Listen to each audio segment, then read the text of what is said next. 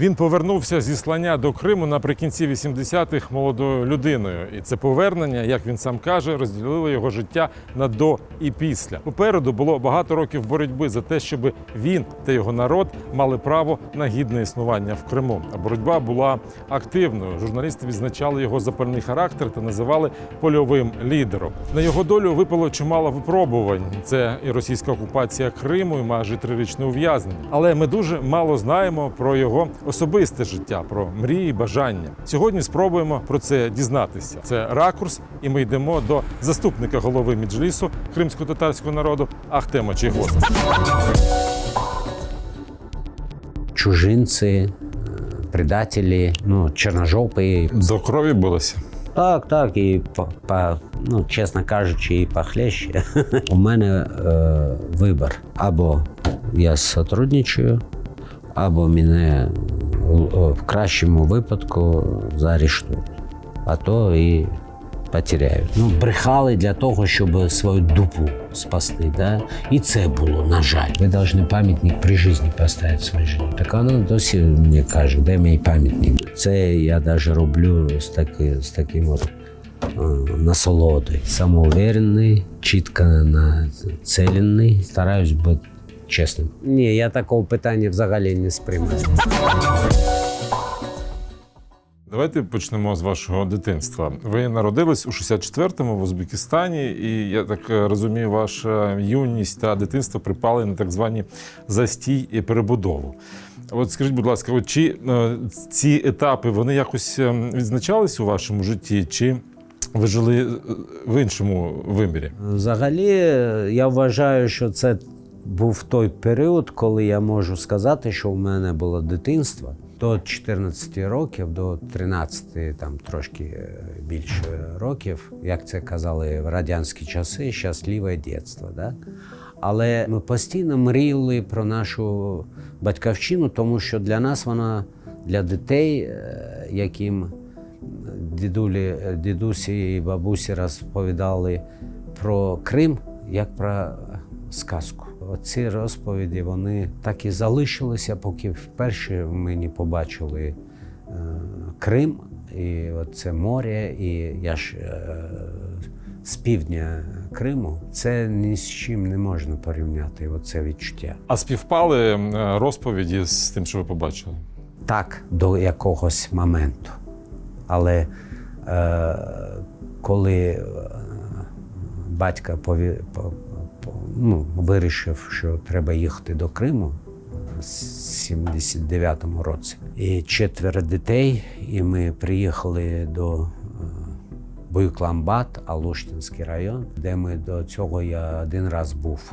І так і залишилося в пам'яті це море. Нам дали 24 години залишити і виїхати з території Криму. Ми не стали повертатись і до Узбекистану і залишилось на Кубані, місто Кримськ.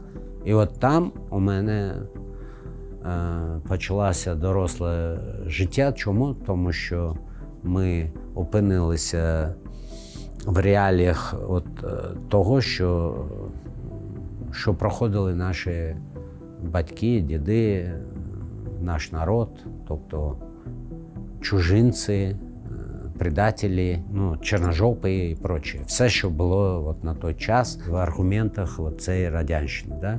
І в 14 років я вже кожного дня опинявся в такій ситуації, коли доводив, що я ніколи не здамся і буду битись за те, що я кримський татарин, і те, що я казав, що я кримський татарин, воно вже лунало по-іншому, ніж там в Узбекистані. Це вже був таке чітке відчуття того, що за це треба буде битись. А ви розповідали в деяких інтерв'ю про бійки у школі. Саме з цим вони були пов'язані, так? В Узбекистані це було просто проява такого характеру. Да? Хто лідер класу, хто лідер серед інших там, учнів. Я займався активно баскетболом, гандболом, настольним тенісом. Чесно вам скажу, що от це заняття спортом, це заслуга Узбекистану. Ми всі, хто з Центральної Азії, з Узбекистану особливо, ми практично всі граємо в баскетбол, гандбол і настольний теніс. В Криму, чесно кажучи, не до цього було, тому що ми всі займалися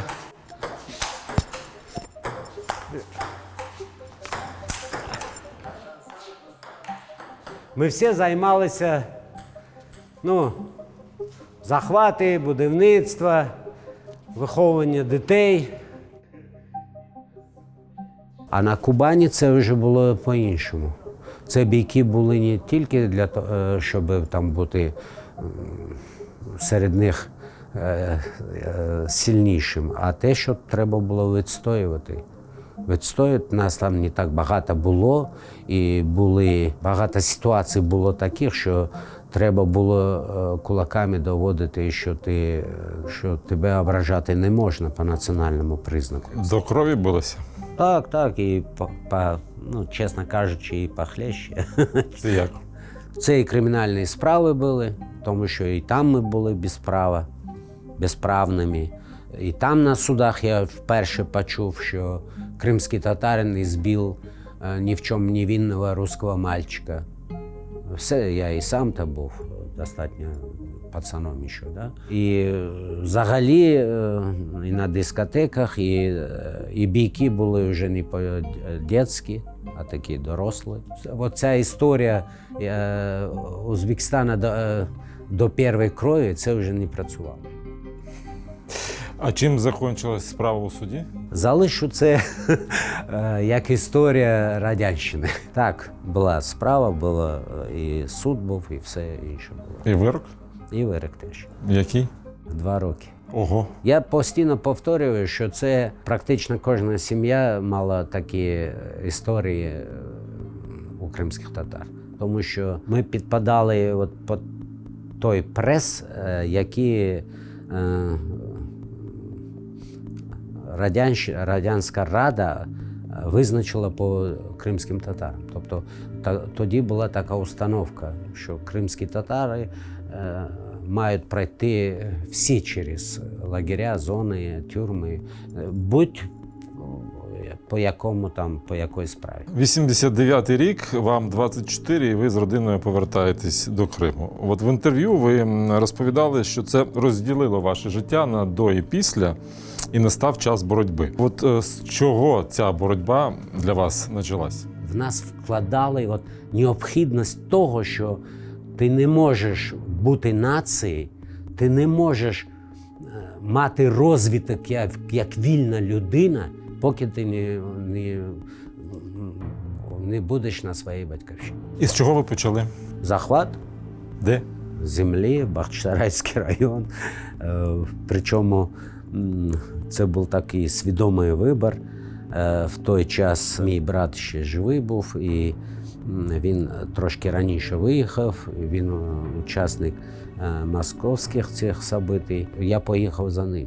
Тобто він перші кроки в Криму, і де нам бути, він вирішив. А для мене було принципово, що не важливо де, але щоб ми були хазяївами на цій території. А як цей шлях відбувся від людини, яка самоповертає землю, до голови Бахчисарайського меджлісу? З перших кроків, тому що пам'ятаю, що після другого Курултая вирішили створювати органи національного самоврядування, і мій брат покійний Алла Рахмет Елесен, він приїхав, а в той час вже були і башмаки, і прочі це бандитські групування, з якими стикались кожен день, і нам потрібно було відстояти своє місце у себе на батьківщині, як ми казали, на вулицях. Да? І ми це відстоювали. Фізично відстоювали, не оцей толерантністю, якою там нам пропонували. Да? Ми просто ставили їх на місце, да? Тому що це наша батьківщина. Ну, я розумію, коли це мирний протест політичний, а з бандитами на вулиці це як? А практично вся влада в 2014 році вже це всі побачили. А в той час вся влада, і вони і були бандити, тому що вони ненавиділи кримських татар, вони ненавиділи Україну, вони відверто казали, що бандерівці і кримські татари заважають їм спокою. Вони просто постійно тебе намагалися насаджувати оцей руський мір, оці традиції безправ'я, холопства, кацапства. Тому по-іншому там не можна було. Треба було себе поставити фізично.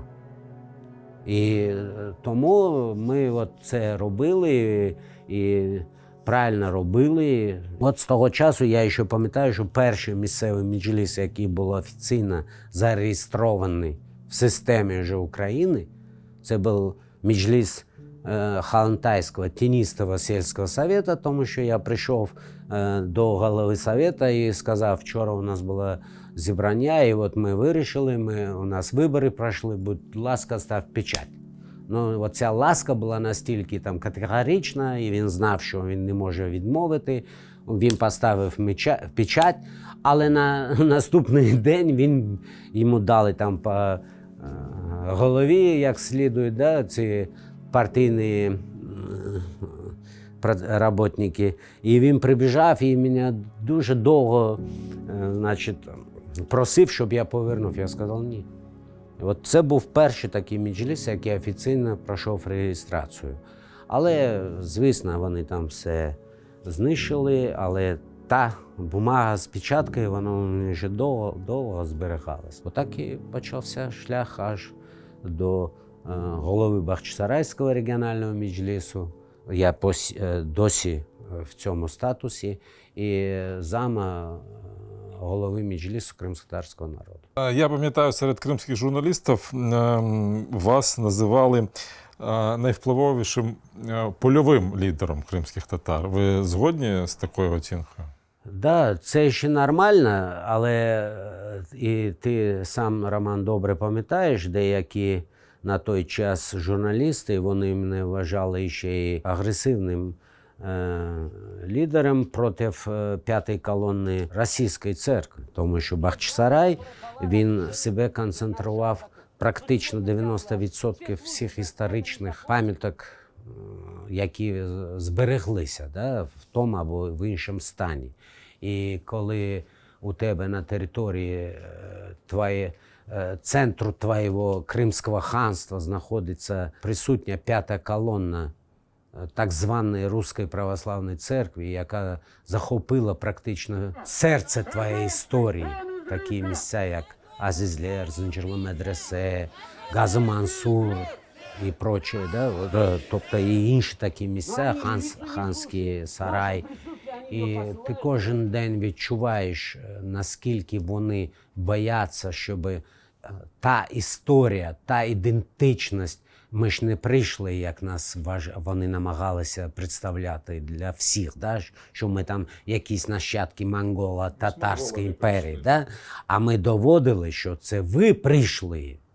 І от багато, чесно кажучи, журналістів, які вважали себе демократами, але чомусь там свободної преси, але чомусь вони от ці наративи і в тому числі проти мене використовували. Хотів ще згадати з вами один епізод, який, як на мене, теж показує ваш характер.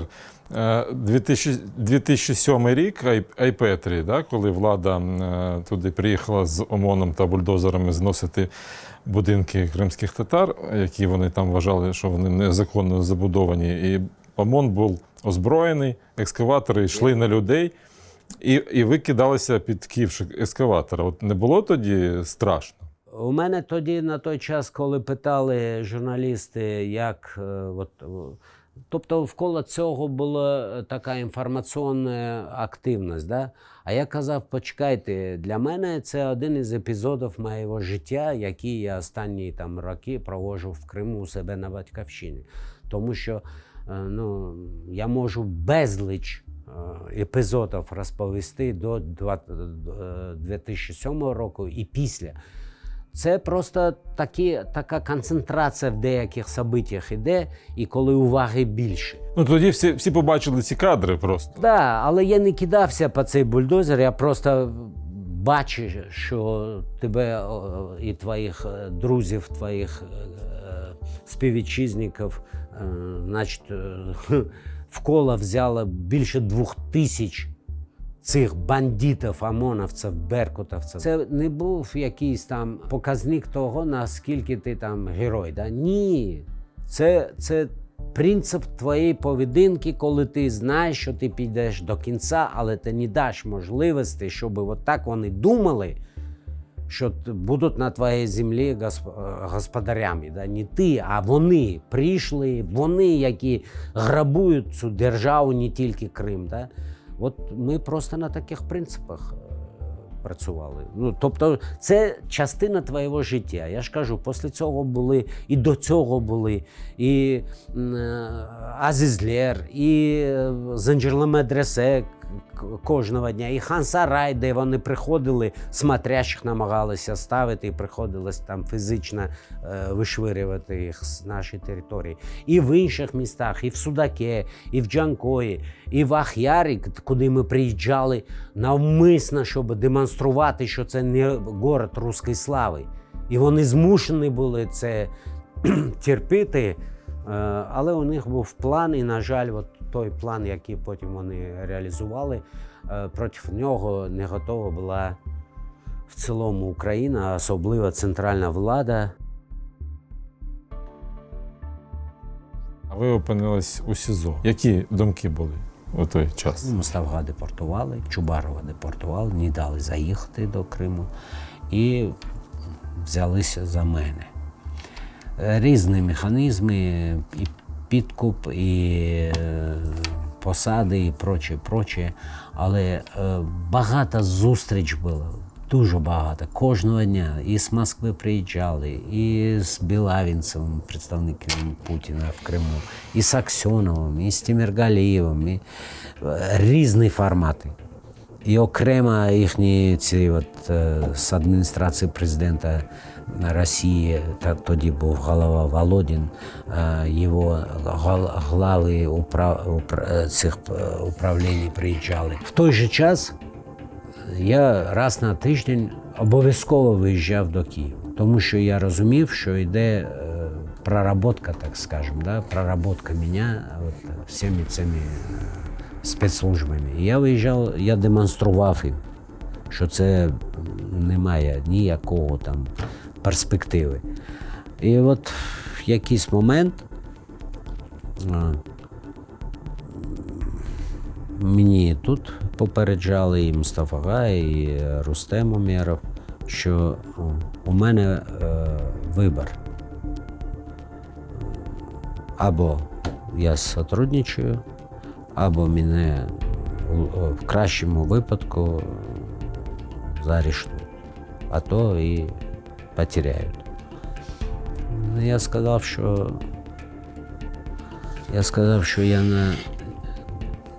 я повернусь до Криму. Це була моя остання подорож до Києва на той момент. І я сказав, що я не зможу народу пояснити, чому я залишився в Києві. Мустафа сказав, народ пойме. Я сказав, а що я собі скажу, як об'ясню. І я ні один день взагалі не жалкував, що я повернувся. Незважаючи, що я там пройшов, але я і в тюрмі собі, коли казав, що ж ти не залишився, ти ж десь там підсознательно розумів, що це може отак погано закінчитись. Я сам собі відповідав, ні, все одно я правильно зробив, що повернувся. Согласно приговору, оглашенному накануне подконтрольным Кремлю Верховным судом Крыма, Ахтему Чийгозу дали 8 лет колонии строгого режима. Чийгоза безосновательно обвинили в якобы организации и участии в массовых беспорядках под стенами крымского парламента 26 февраля 2014 года. Тобто є таке поняття, як ти сам з собою домовишся. Або ти це приймаєш, ці умови, і тоді для тебе це реальність, яку треба прийняти і далі боротись. Або ти її не приймаєш, і вона тебе ламає. От більше нічого, там сенсу немає нічого розказувати. Тут ти день, тиждень, місяць, рік практично не виходячи з камери, практично знаходячись там більше 11 місяців один в камері. І це теж принцип преса.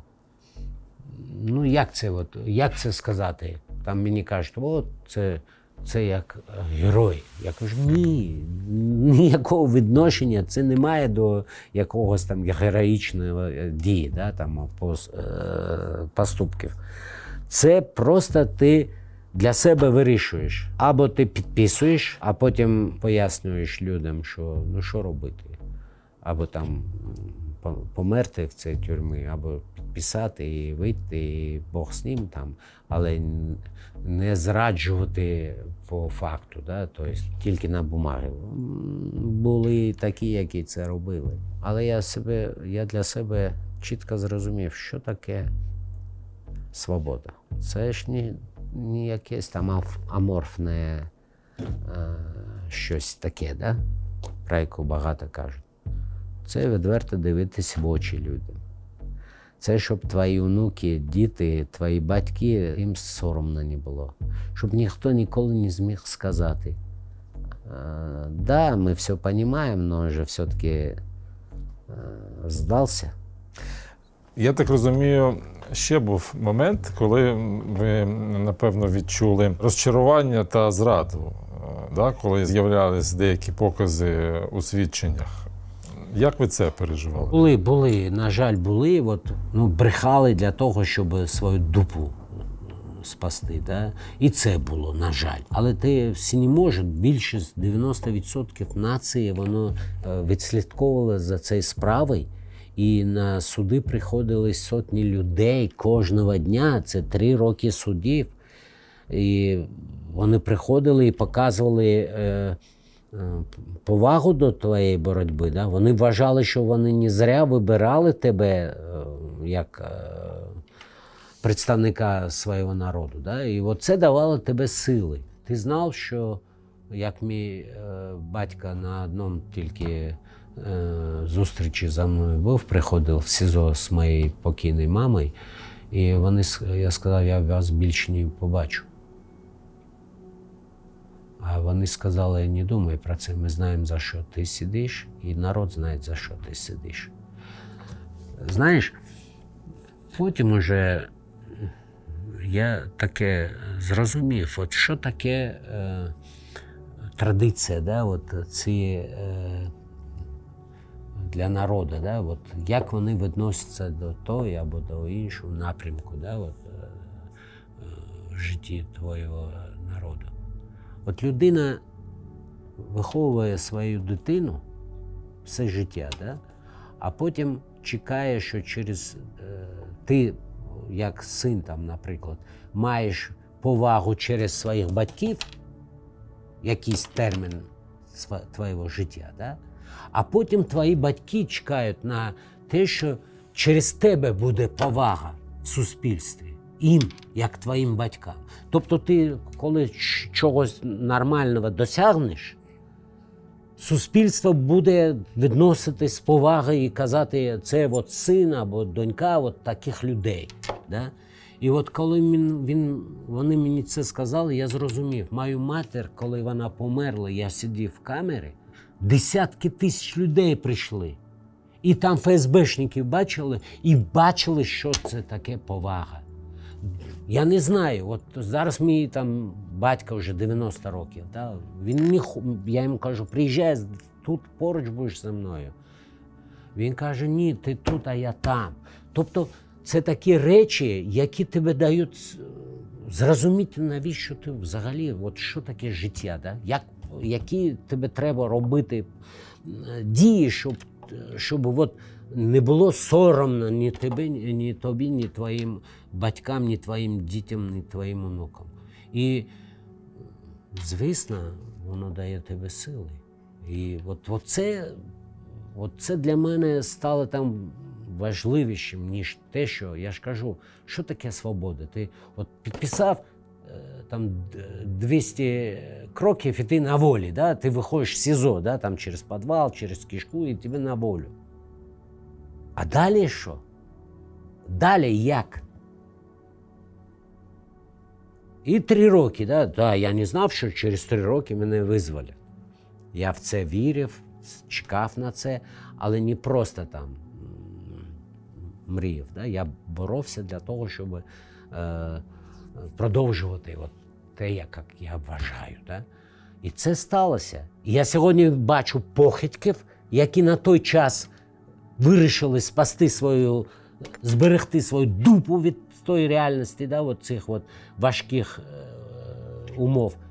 І я їм кажу, ну бач, я ж живу, мені на ефірі АТР. Заур Заур і Ескендер Білялов телефонував. Да? Навіщо мені дивитися тобі в очі? Я нікуди не втікаю. Ти це Я відвертий, у мене щоб він відповісти, мав моральне право. Я його пройшов і сказав, слухайте, мне с вами не о чем разговаривать. Вы подлецы, которые продали свой народ. Щоб це сказати людині, що вона отак поступила, да? Не треба демонструвати свій героїзм мені. Продемонструй його народу. Що мені з того, що ти кажеш? Навіщо ця бравада? Увімкни свій мілет і згадай слова, які ти казав Путіну. Ти можеш мене зрадити. Ти не розумієш, що таке дружба. Ти вже зрадив свій народ. Майбутнє твоїх дітей вже відомо.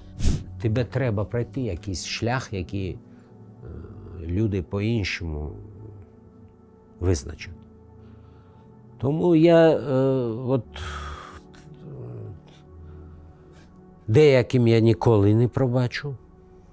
Це не тому, що вони там мене зрадили, ну, Бог з ним. Тому що вони дали можливість ворогу думати, що серед нашої нації є такі тварі і таких буде більшість. Ні, 12 років показали, що це окрема така, на жаль, вони серед всіх націй є. І от є окрема така групка, яка не має ніякого права називати себе кримськими татарами. І їх кримські татари не вважають кримськими татарами. Я сказав у одному з інтерв'ю тут, в Україні, що мало народитись українцям, кримським татарам. Треба все життя доводити, що ти є член цієї нації, яка бореться. Я не пам'ятаю рік, але Ескендер Білялов, про якого ми заговорили, як його виганяли з весілля. Навпаки, Ремзі Іллясова з весілля вигнали, а Ескендера Білялова заплівали і витолкали з похорон. Я не пам'ятаю, що там кричали йому, Садкин? Чи ні? Я не пам'ятаєте, що йому казали? Садкин, що вообще йому не місце серед нашої нації. Це розумієш? От у мене один із приїхав полковник ГРУ з Москви, і ми розмовляли на різні теми. Мене там в каптерку, в оперську визвали. І я йому намагався пояснити. Знаєте, говорю, у нас є таке висловлення «Адың чыққан жез жаның чықсын». То есть, чем ты опозоришь свое имя, лучше умереть.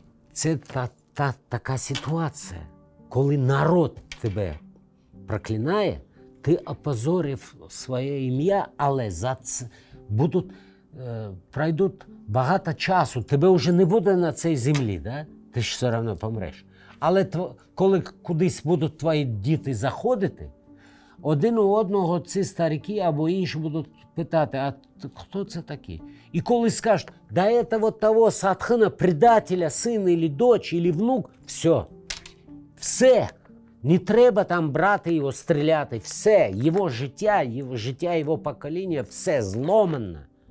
Це доведено вже життям, історією доведено, що іменно так і буває. Оце найгірше, да я не знаю, я жити не зможу, щоб моїй доньки або внуку десь сказали, що твій батько, там, твій дідо зрадник, да краще нахрен не жити, краще вмерти, розумієте? А мій внук там каже, ви ще не знаєте, який у мене дід там в Києві. А моя маленька внучка, коли там пише диктант, да, і каже, їм дають завдання про своїх там батьків написати, а вона про мене пише, розумієш? От я думаю, що смисл життя от в цьому. І тому моя матір і мій батько тоді мені сказали на свіданки, там такі умови, звісно, їх шманалі, да? Це ж зрозуміло, да? Як вони туди прийшли на свіданку. Да? Це ж не при Україні. Я потім зрозумів, чому мені так вони відповіли. Ми знаємо, за що ти сидиш, і ми знаємо, і народ знає, за що ти сидиш.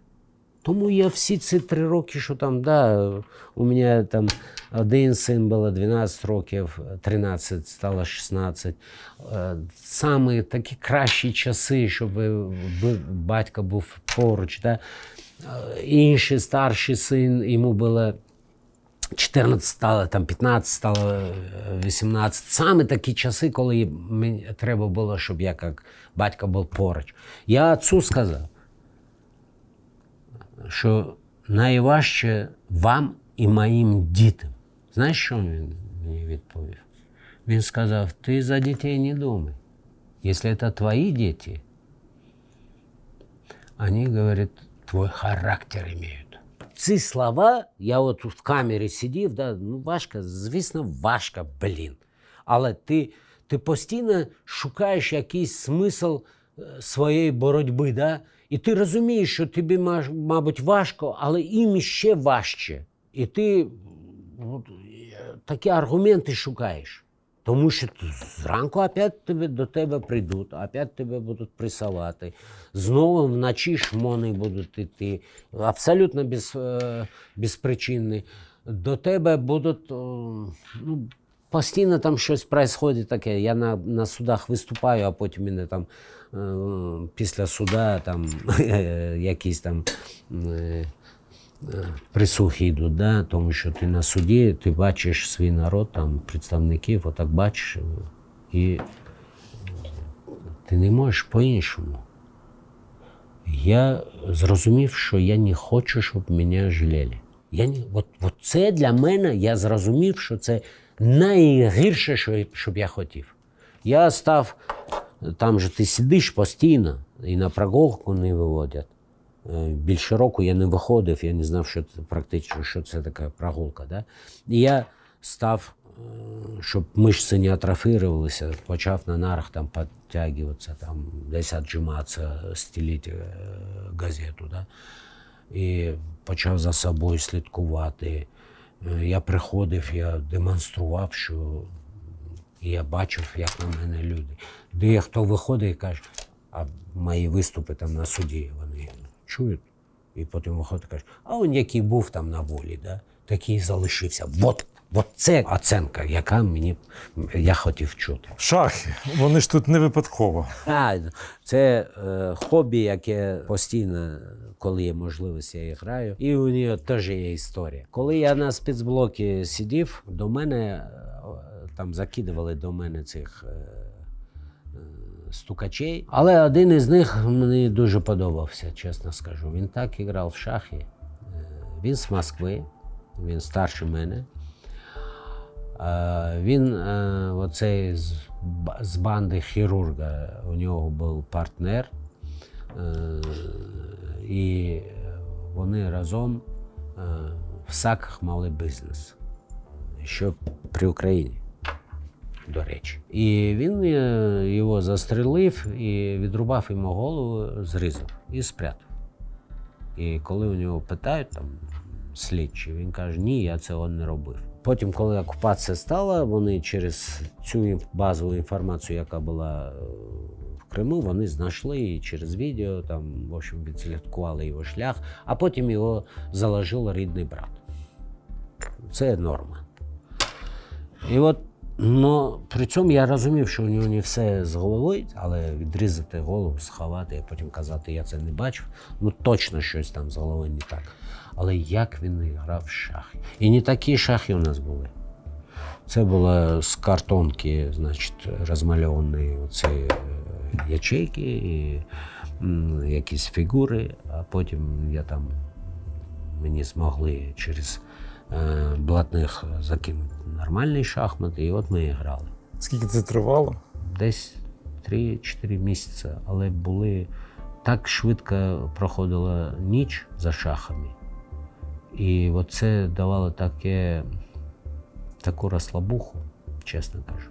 Тому що я більше часу один знаходився, і ти шукаєш для себе якусь форму, щоб ти знаєш, для чого тебе одного тримають, щоб ти сам собі щось зробив. І от шахи, потім коли мене визволили, я тут розповідав, і от у мене тут, не знаю, 10-12 таких комплектів. Я провів до широкомасштабної війни, я організував шахматний турнір.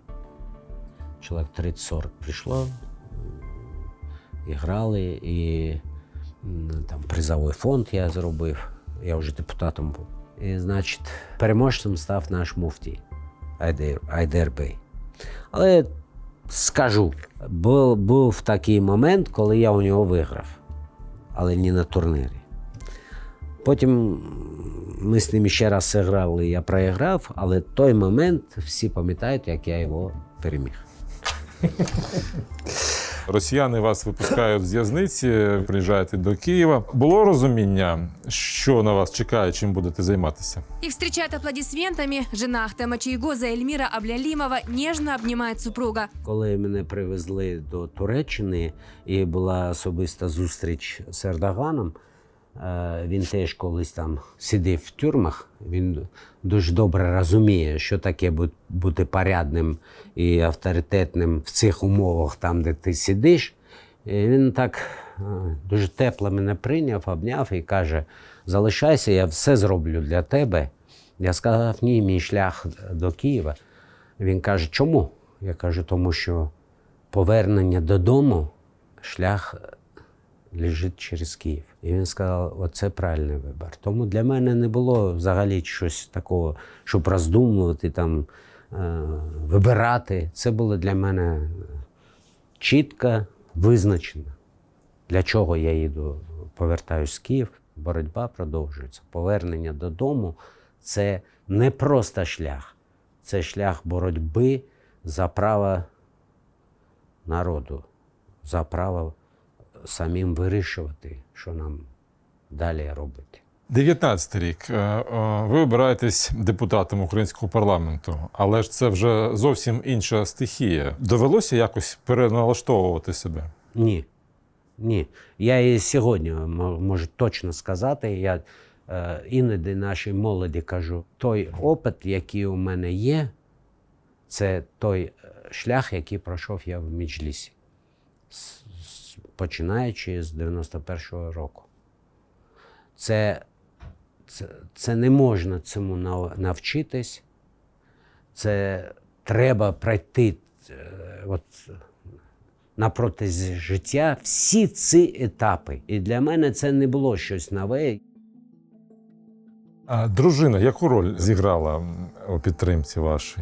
Не спитав би, я сам почав. Десь 4 місяці ми не бачились, тобто їй не давали дозволу, і вона приходила і стояла під стінами СІЗО. І коли я там вперше її побачив, я одразу спитав, навіщо це ти робила? Вона каже, а я відчувала, що ми поруч.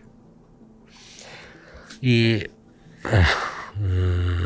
там кожен день приходила, вона чекала цих чергах, але намагалася до мене зайти, потім після вже.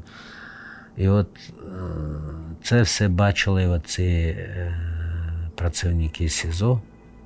І один каже, ми ще такого, тут 20 років працюємо, ми ще такого не бачили. Вони мені поважати почали за мою позицію, і потім вони зрозуміли, як один із них сказав, це не то государство, на яке можна працювати про Росію. А вначалі всі були за. І, значить, він каже, ми такого не бачили, Ахтемага. Ви повинні пам'ятник при житті поставити своїй жені. Так вона досі мені каже, де мій пам'ятник? Я теж захотів запитати, чого досі не зробили? А ви обоє публічні люди. А як розподіляєте побутові речі? Ой, у нас ніколи такого питання не стояло. Взагалі. Я, наприклад, дуже люблю готувати. Наприклад, там риба, м'ясо на мангалі, плов. Це я навіть роблю з таким от насолодою. Я і моїх друзів запрошую. Я їй іноді так кажу, сьогодні у мене такий хороший настрій, я вам плов зроблю. Сам іду все покупаю, роблю, приношу сюди. І тут наші, хто працює, хто тут наші співвітчизники. Я вважаю, у нас з цим проблем нема. Є труднощі дуже серйозні. Це ми ніяк не можемо з цим якимсь чином. Це важко для нас якимсь чином урегулювати. Ми кожного дня згадуємо дом.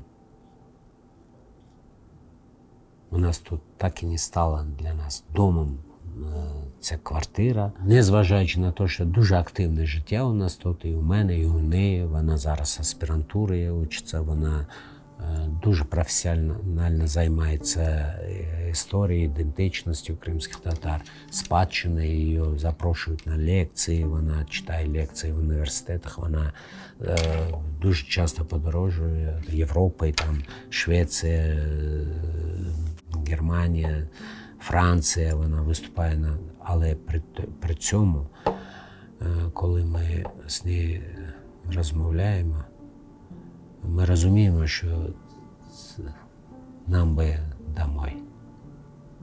І в неї там матір одна залишається зараз. І після спілкування з нею вона то потім. Тобто дуже важко. Пам'ятаєте, коли востаннє зізнавалася в коханні дружині? Чесно скажу, в день по декілька разів. Це не для того, щоб там. От з квітами в мене важче. От щось мені це, як кажуть, не приліпло. От це поки вона це не випросить, я не можу. Щось нема в моїй традиції таке, от купити квіти. Щось інше там постійно.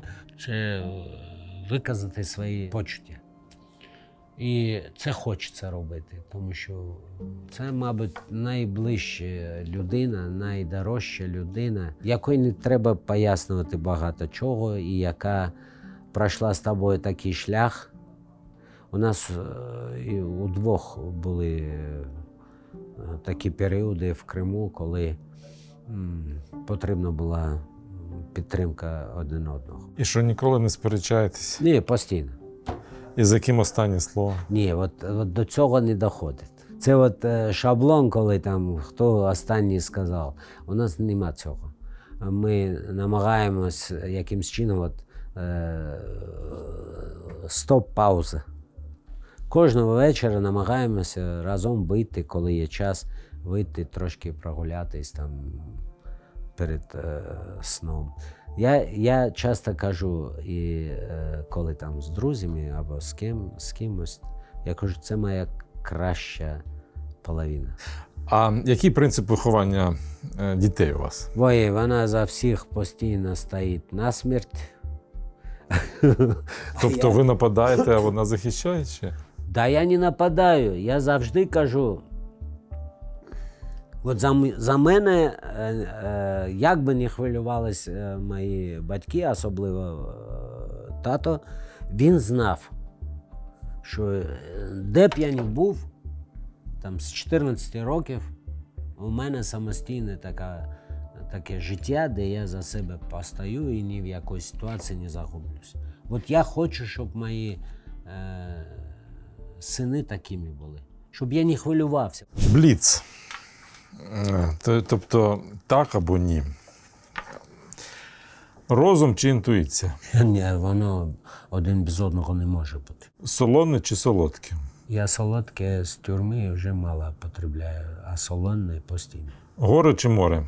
Ой, одно без одного не буває для мене. Спланувати все заздалегідь чи покластися на спонтанність? Планувати це не до моєго характеру. Я намагаюся реальність сьогоднішню бачити для того, щоб прийняти якісь рішення. Опишіть тільки одним словом своє життя зараз. Боротьба. Чесно. Що для вас комфорт? Комфорт бачити поруч однодумців і друзей. Що ви не сприймаєте в людях? Одну рису назвіть. Подлость. Як знімаєте стрес? Дуже голосно. Тобто, коли стресую, можу громко розмовляти, накричати, але входити в якусь депресію – це не моє. Яка ваша суперсила? Прямолінність. А слабкість? Слабкість. Слабкість – моя родина. Опишіть себе 3 словами. Самоуверенний, чітко націлений, стараюсь бути чесним. Зараз наша рубрика «Питання від чату GPT». Є 20 питань, ви обираєте 5. Називаєте цифру, я читаю питання. Ну, давайте нечетні. 1, 3, 5, 7. Чи варто дозволити евтаназію? Я думаю, що треба, щоб у лікарів було таке право, а у громадян така можливість. Але окремим законом, думаю, що ми ще не готові от таким категоричним діям. Чи виправданий цензурний контроль під час війни? Ні, правда, вона є правда, об'єктивна інформація є об'єктивна, і свобода журналістики, вона першостепенна завжди. Чи повинні чиновники проходити психотести? Ну, я не думаю, що це щось дасть. Морально збрехати заради добра? Брехати ніколи не можна. А в ісламі кажуть, коли твоя правда може зашкодити спокою і суспільству якимись трагічними діями, наслідки, то краще не казати. Якби у вас була можливість жити вічно, чи погодилися б ви на це? Ні, я такого питання взагалі не сприймаю.